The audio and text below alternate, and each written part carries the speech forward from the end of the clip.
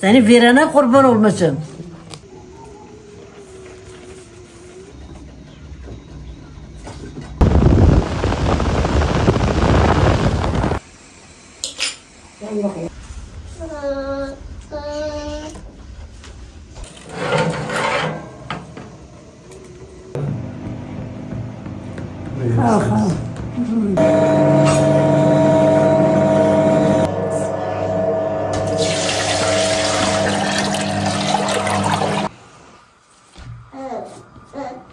Bu arada benim kayınbabam Atatürk'ün askeriymiş.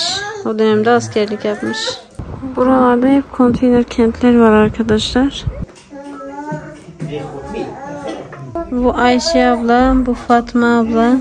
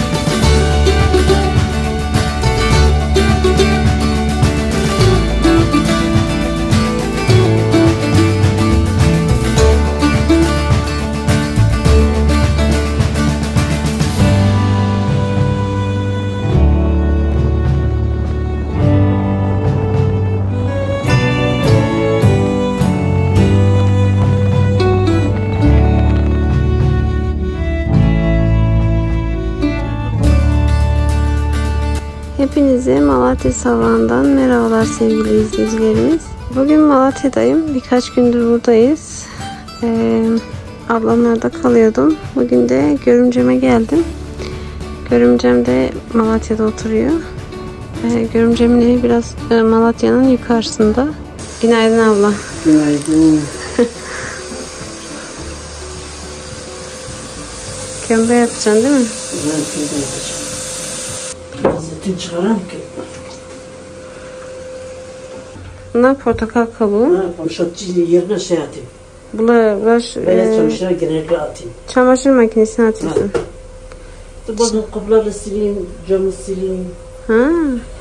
Güzel gibi. Bunlar camı siliyormuş, kapları siliyormuş, çamaşır makinesinin yumuşatıcı bölümüne koymuş. İçinde limon kabuğu ve portakal kabuğu var.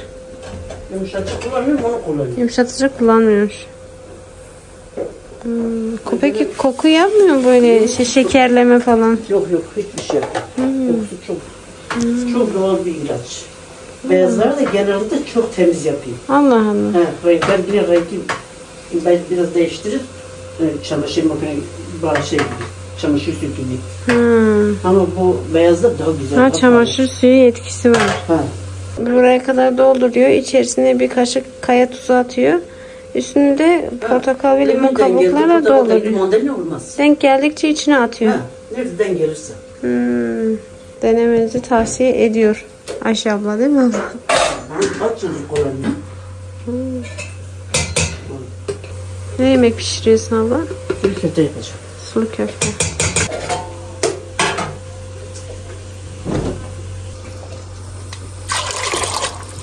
Bunun içinde et, soğan ve salça. Et, soğan, salça ve nohut var. Birazdan içerisine de kuru patlıcan ekleyecek. Daha sonra da yarma ekleyecek. Günaydın enişte. Günaydın, hoş geldiniz. Hoş bulduk. Nasılsın? Siz de iyisiniz. İyi, sağ olasın. Burada kömbe içinde çökelek, maydanoz, soğan, tereyağı ve pul biber var. Su burada geliyor. Şimdi tavanda geri.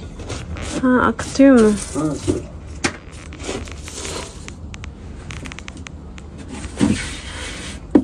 Mısır unu var içinde değil mi? Mısır unu var.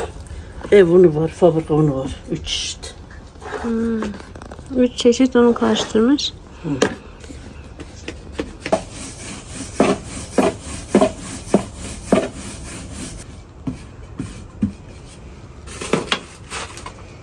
Bir şey somursa mı Engin getiriyor. Yani zorla şey yapıyor.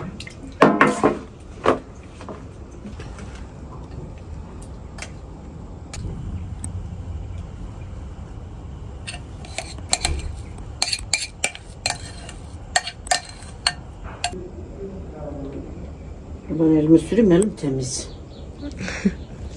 Hepimiz elimizi sürüyor.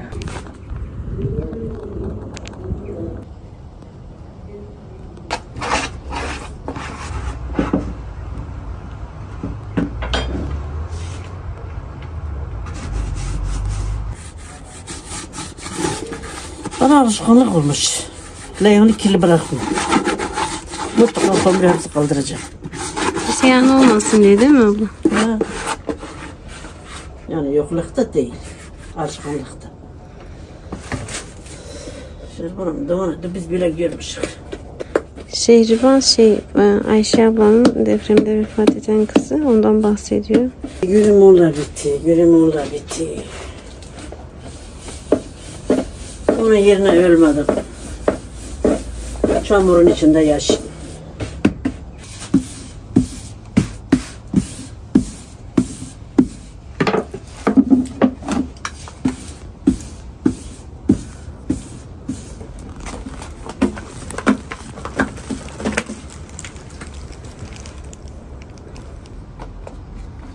Hamurun çok güzel görünüyor bu. Hamur gelin karşısında değil.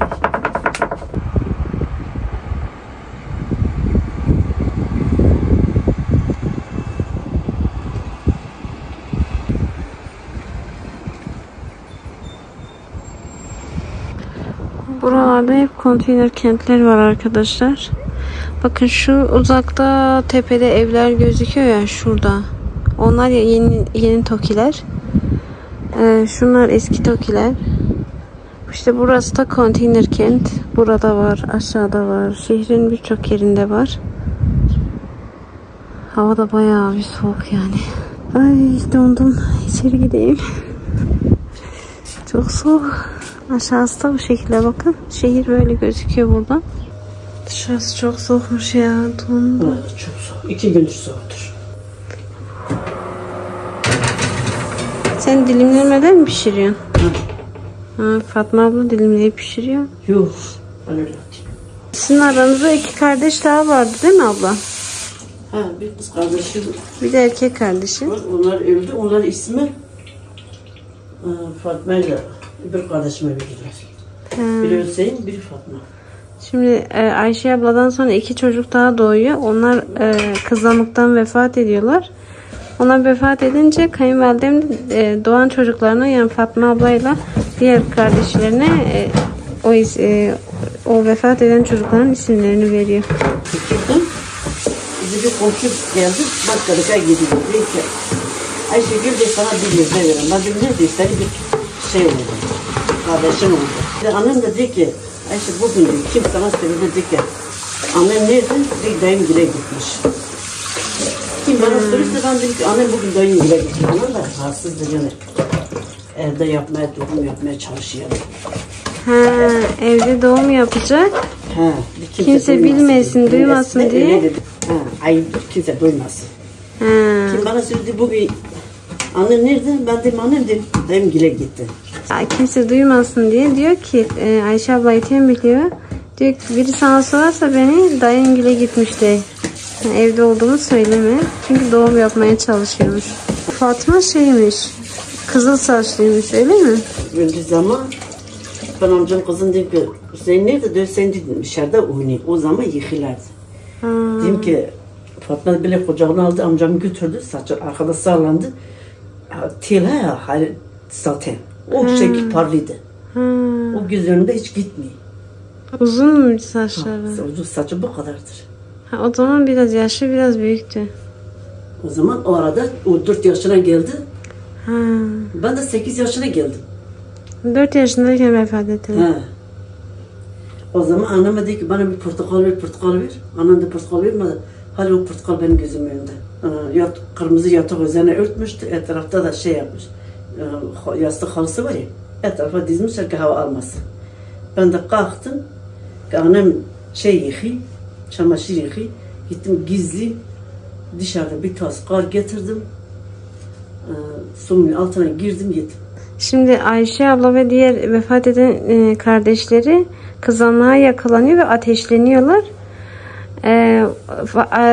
O zaman da bilmiyorlar tabii insanlar. Ateşi çıkınca çocuk üşüyünce daha çok örtmüşler üstlerini. Ayşe abla da gitmiş gizlice dışarıda bir kase kar yemiş. O kar sayesinde kurtulmuş. Onlar da bu şekil sıcak sıcak ateş yapıyor. Kırmızı organ üzerine örtüyor, etrafa yastık koyuyorlar. Hava almaz. Su isti bilmiyorlar işte. Portakal isti portakal bilmiyorlar. Ha bir de bir şey de vermiyorlar. Hiçbir şey. Sadece bekmez. Kaynamış bekmez. Ha o yani vermiyorlar ki iyileşsinler. Ki ilaçsız ki kızarmığı çıkarsın. Ha bilmiyorlar işte. Ha bilmiyorlar. Daha sonra şekli 12 çocuk o sene bizim köyde öldü o şekil. Sonra ben tek kaldım. Sabah kalkıydım. Ağlıydım. Dedim Fatma senin kolunu tuttum gel. Fatma senin kolunu tut gel. O yaşta nasıl bir travma? O şekil. Çocukları iğne yapmışlar ha. Şişe bana verdiler. Onunla oynamak için. Çünkü babam 5 tane kadın getirmiş. Hiç çocuğu yok. Ben geri kalmışım. O şişeleri böyle dizi pencere önünde. Dedim Fatma dedim senin kolu tut gel. Sen küçük Fatma. Oyun oynuyorsun onları çağırıyorsun oynarken. Onları sen 2 yaşındaydı Fatma 4 yaşındaydı. Dedim Fatma senin kolu tut geldi.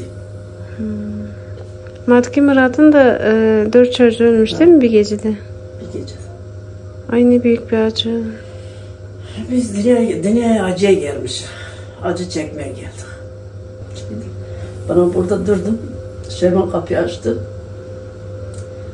Ya hayatta hiç ayakkabıyla oraya kadar gelmemişti. İşte deprem pazar günü. Pazar günü buraya geldi. Gitti sabah olmadı. Bana verdi yine ömür boyu bu acıyla yaşayayım. Yemek de yiyeyim, çay da içeyim, gezeyim de. Ama ölmeyeyim. Ölmeyeyim.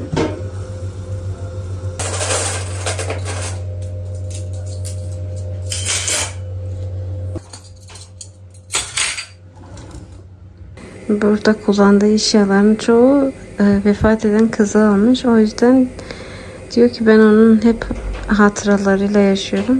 Sürekli duygulanıyor, ağlıyor. Biraz da yeşil fasulye getirin. Bu da kuru patlıcan. Biraz da yeşil fasulye ekleyecek.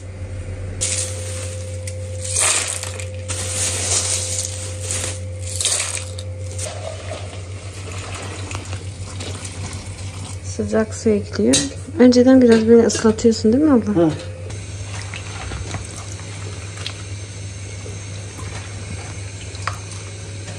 Yeşil fasulye girmezse yani güzel olmuyor. Kuru patlıcan ve yeşil fasulye yıkanması lazım. Günün kaç saati burada geçiyor abla? Günüm akşama kadar. 7'de geleyim akşama kadar, akşam 1'e kadar.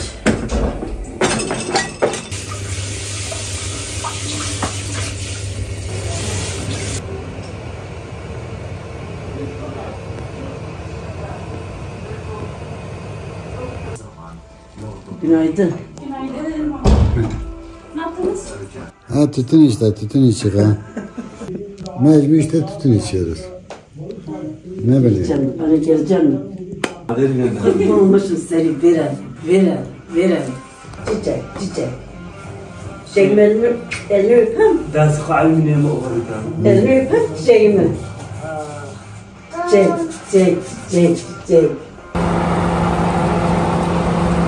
Elini yakmıyorsun abla. Yok.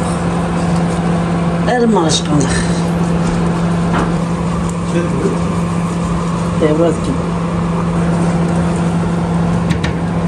Ayşe ablanın kömbesi meşhurdur. Ben de yedim. Daha tadını unutamadım. Sağ olsun, o yüzden pişiriyor bizim için. Birisi çok bilgiliydi. Her şey biliydi. Ana ben deprem çantam vardır diye.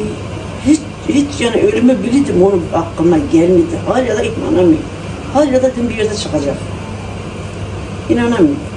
Şehriban depremden bir gün önce Adıyaman'a gidiyor.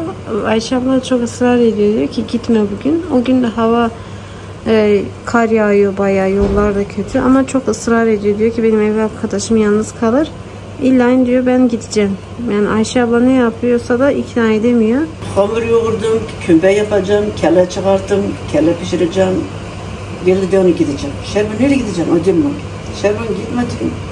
Şerban ben hamur yoğurmuşum, ben kelle yapacağım sana, ben yemek yapacağım. Ben karı yarık yapayım, yok de gideceğim.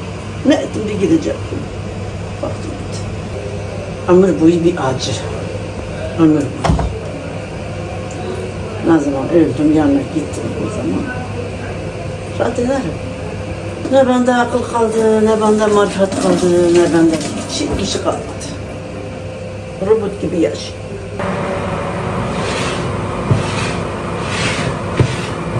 Şimdi yemeğe yeşil fasulye ve kuru patlıcanları da ekliyor. Bu köfteler, şimdi köfteleri de ekliyor.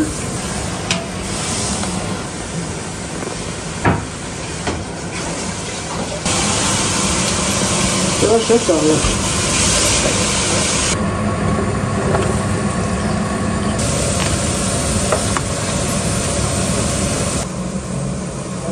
Bu tava benim balık tavım. Bu yağ konularak soğan kavruluyor.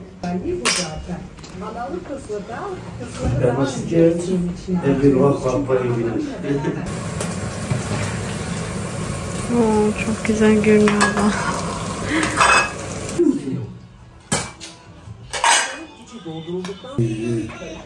Bak ben kendi robotunda yaptım. Kendin mi yaptın? Ben kendi yaptım. Çok güzel rengi var. Ne yapayım? Ayşe ablanın gençlik fotoğrafı. Ayşe abla ilk çocuğu Kemal ve enişte.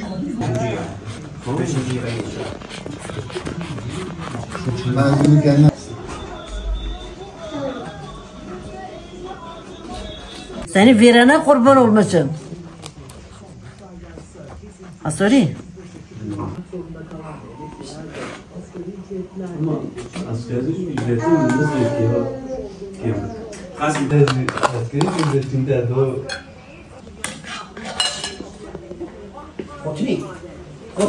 Çok siz oldu.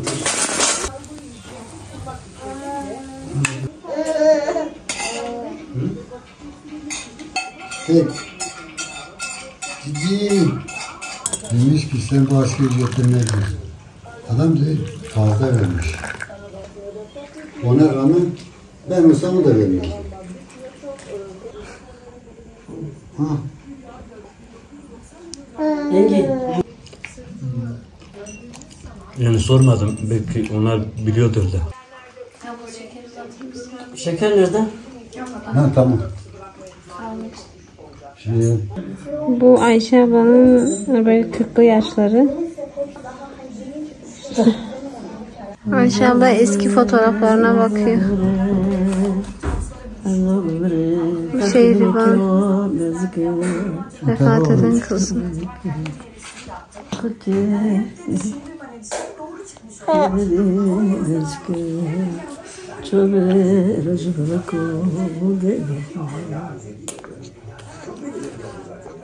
Ben Şehriban ben ölürüm.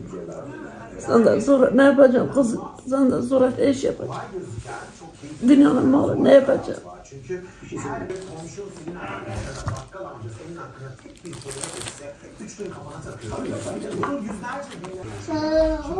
Bu Ayşe abla, bu Fatma abla, Hüseyin enişte, bu Çınar'ın yengesi, bu Çınar'ın ablası, Şehriban, Ayşe ablanın kızı. Eşimin annesinin eski evi. Adde de burada böyle poz vermiş. Bu da Kemal ile Yusuf abi, bakın. Hiç benzemiyor Kemal'e. Yusuf abine biraz benziyor da Kemal'e hiç alakası yok.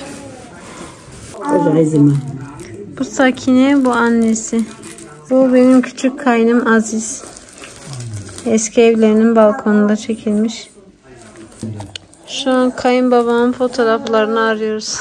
Bir tane tek fotoğrafı varmış, onu arıyoruz. Bu arada benim kayınbabam Atatürk'ün askeriymiş. O dönemde askerlik yapmış. Bu Kemal. Şimdi daha yakışıklı abla. Fukara. Bugün fakir alalım. Kayınbabam Kemal'e fakir ala diyormuş. Niye öyle diyordu abla? Öyle sessiz sakin olduğu için mi? Ha, sakin olduğu için. Çok sakin. Yemek pişti arkadaşlar. Bakın böyle. Bu şekilde bir yemek. Yiyenlere afiyet olsun. Biraz buraya koyacak ki kayınvalidemi götüreyim. Yeter. At hepsini yemez. Tabii hakeme torsuk. Kızlar yiyebilirler. Hepsi kalır.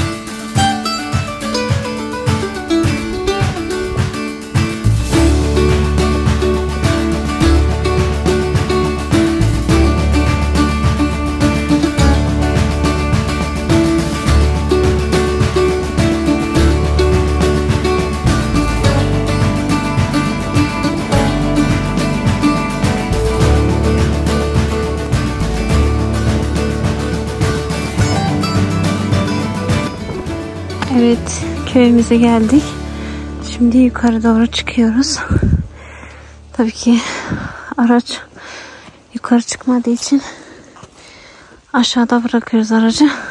Şimdi hamur yoğuracağım arkadaşlar. O yüzden şöyle mısır unu çıkardım. 3 tabak mısır unu koydum. Böyle bir tabakta normal beyaz un koyuyorum.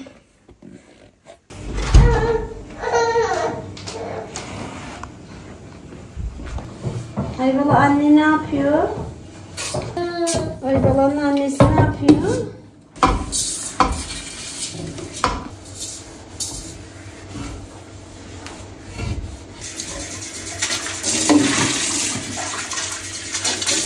Bu bayağı ağır bir şey.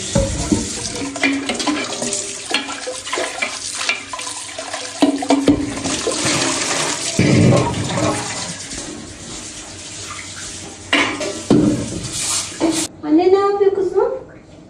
Hamur yoğuracak. Ayvala. Hamur yoğurma makinesi aldık arkadaşlar. Tezgah üstü olanlardan alacaktık. Onlar hem daha pahalıydı hem de onlar ekmek hamurunu çok fazla yoğuramıyormuş. İleriki zamanlarda bozulabiliyormuş. O yüzden biz de böyle 10 kiloluk bir hamur yoğurma makinesi aldık. İnşallah içerisinde güzel güzel hamurumuzu yoğurur. Ekmeklerimizi pişiririz. Bismillahirrahmanirrahim. İlk defa yoğuruyorum. Şöyle tuz atıyorum.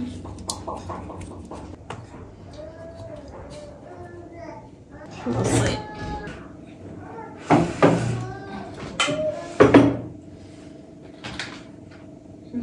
Ekleyelim.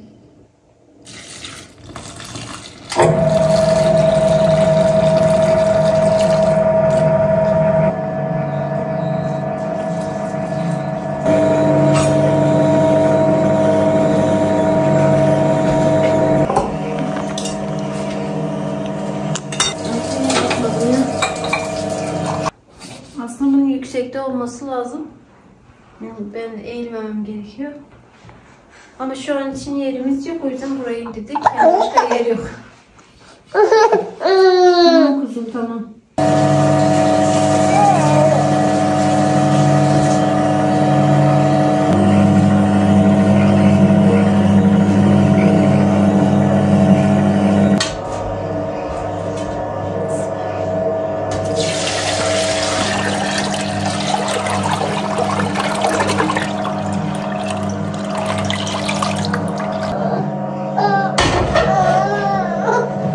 Ne kuzum, ne?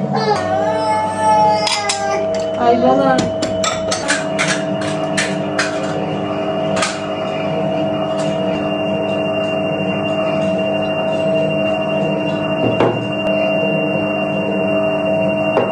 İyi bir ses çıkarıyor.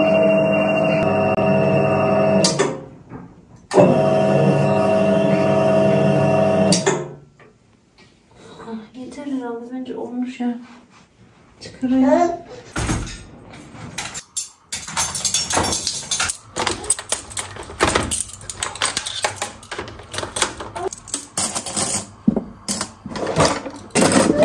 Tamam kuzum.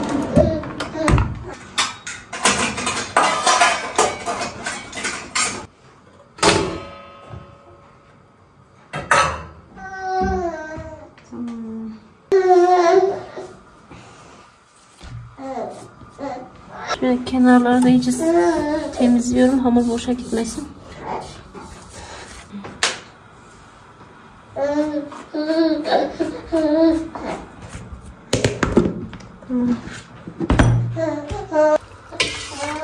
Sütü normalde sobanın üzerinde kaynatıyorum ama böyle şu an acilen var.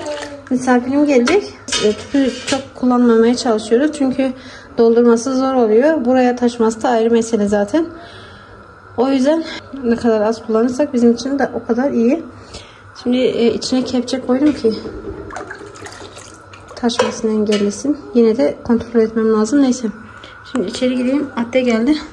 Bu kızımın mama sandalyesi. Kuzeni aldı ona. Şengül aldı. Şimdi hamurumu yoğurdum. Kömbemi açmam lazım. Hadi tehir oldu. Öyle de bacarım ne söyle. No, matters. Am nereden daha zoruk? Marar da döner. Marar onur. Hadi işe orbe, cama orbe şkaştı.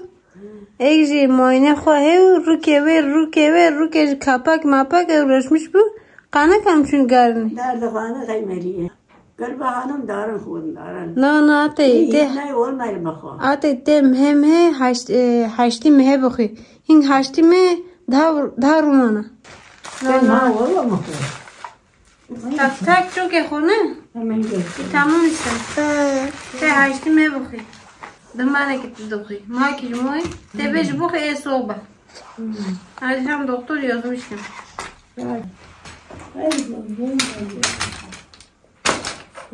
Çıkı baba çıkı.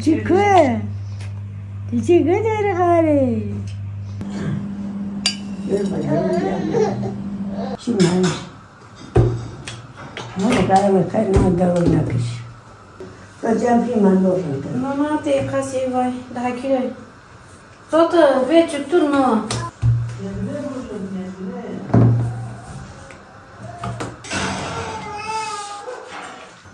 Moğollarına muhtar. Ona muhtar böyle.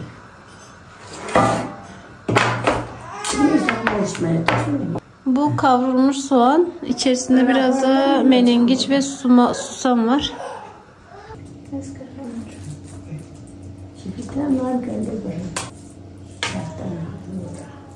Lalu cuma lagi. Sen kadar zırhkan, boşan. Kawan lagi apa?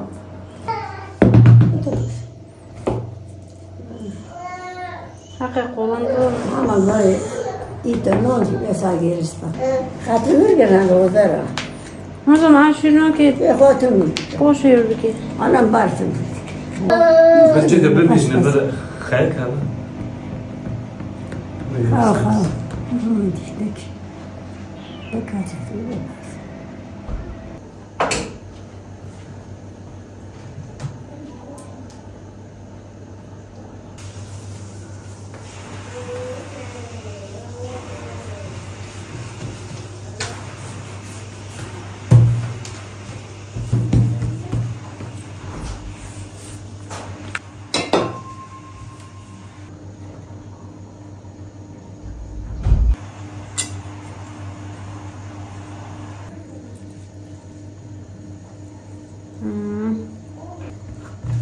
İçerik üretmem gerektiği için hani bir yere gidince öyle çok fazla kalamıyoruz.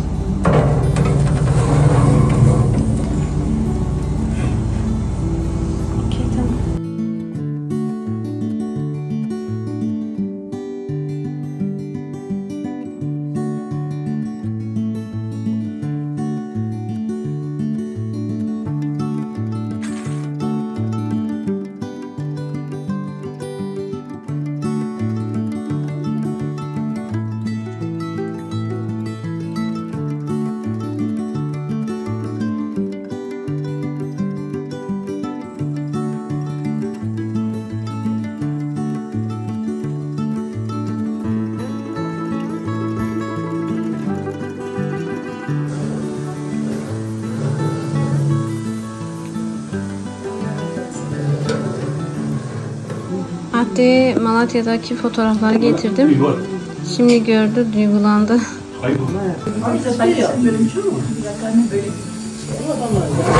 Kömbemiz pişti.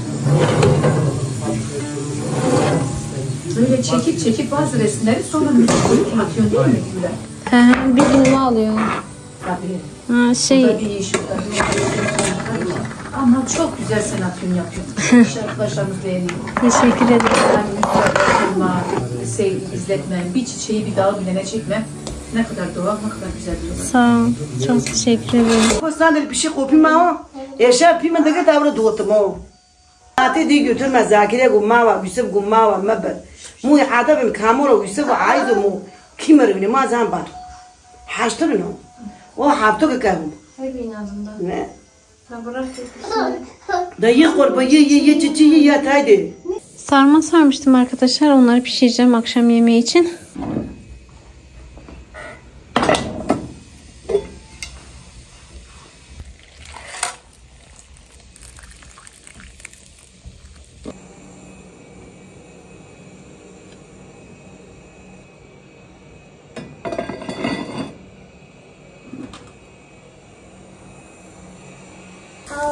Fırında da karnabahar var. Şöyle. Biraz salça, pul biber, bir de yağ sürdüm. Pişiriyorum akşam yemeğimiz. Yemeğim pişiyor arkadaşlar. Şöyle bakın. Köşeye bir kitaplık yaptırdık. Her evde bulunması gereken bir şey diye düşünüyorum. Karışık raflar yaptırdık. Şuraya küçük romanları falan koyarız. Buraya da büyük kitapları yerleştiririz diye düşündük. Şöyle alta da 2 tane küçük çekmece yaptırdık. Güzel oldu diye düşünüyorum. Birazdan kitapları dizeceğiz. Aslında şu köşeyi yaptırmayı düşünüyorduk ama artık buraya yaptırdık. Böyle oldu. Şu ileride böyle düzenlemesini yaparım da şimdi kitaplarımı dizeyim.